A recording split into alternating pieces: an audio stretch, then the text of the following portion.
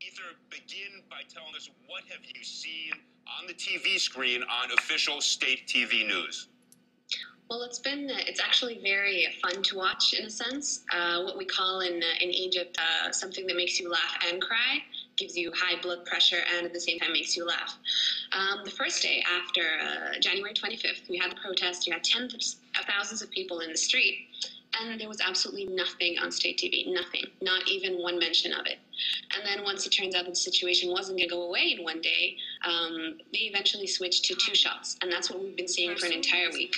One shot is a nice, beautiful picture of the Nile with the 6th of October bridge, and you have the Cairo Tower in the background. And the other shot is directly from their offices, underneath their offices, which is near the 6th of October bridge with 3 tanks and no people. So whenever you've had thousands of people in Tahrir, those are the shots that people have been seeing.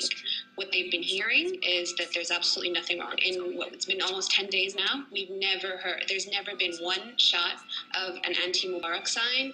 There hasn't been one caller. All the callers are all pro-Mubarak, or they're all terrified people. You should all stop this. This is wrong. You're tearing down the country. All the guests are all pro-Mubarak. There was even one shot I remember seeing. A tank was driving by and actually had graffitied on it down with Mubarak. They'd actually kind of pixelated that, so you wouldn't even be able to see that. So there's a lot of paranoia, and it's a lot of fear-mongering. And people who watch, especially with a large segment of the Egyptian population who doesn't really have access to the internet, they blocked Al Jazeera for a while.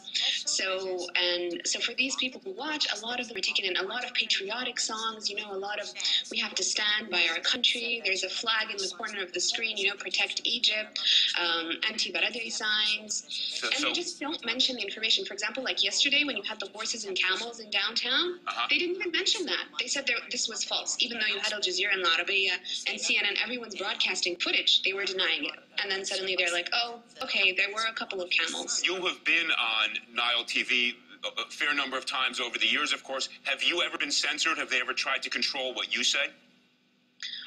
Well, State TV works very much on every channel has an agenda.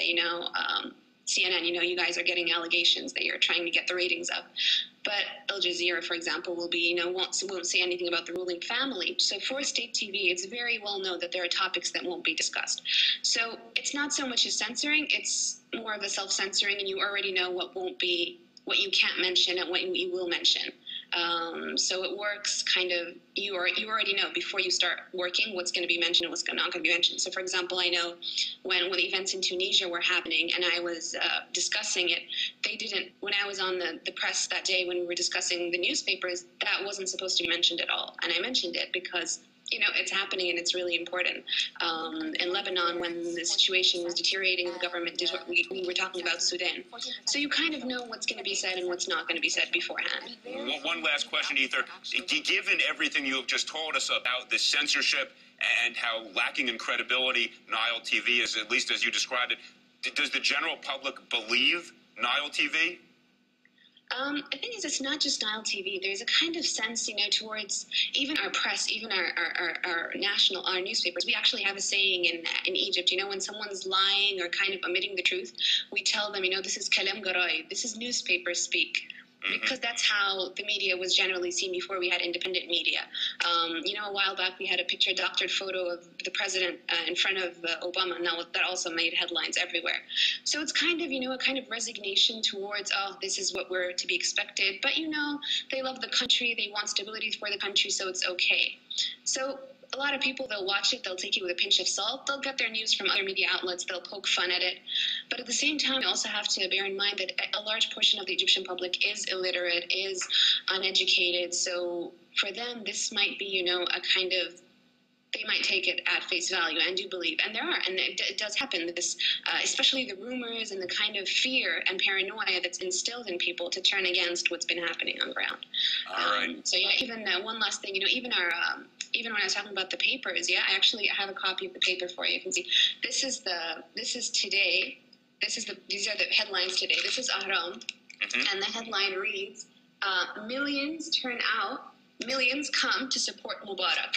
And you have, Al-Akhbar, which is in the second paper, huge conspiracy theory against Egypt. You have Al-Jumhuriyya also, Egypt is stronger than this.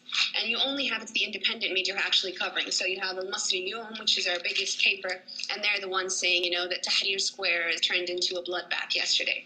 On the 25th, the first day when the protest happened, the second day, you had Al-Ahram, absolutely nothing on their front page. Just a small mention saying, people gave policemen flowers and chocolate. And I think that's just perfectly representative of state media in Egypt. All right.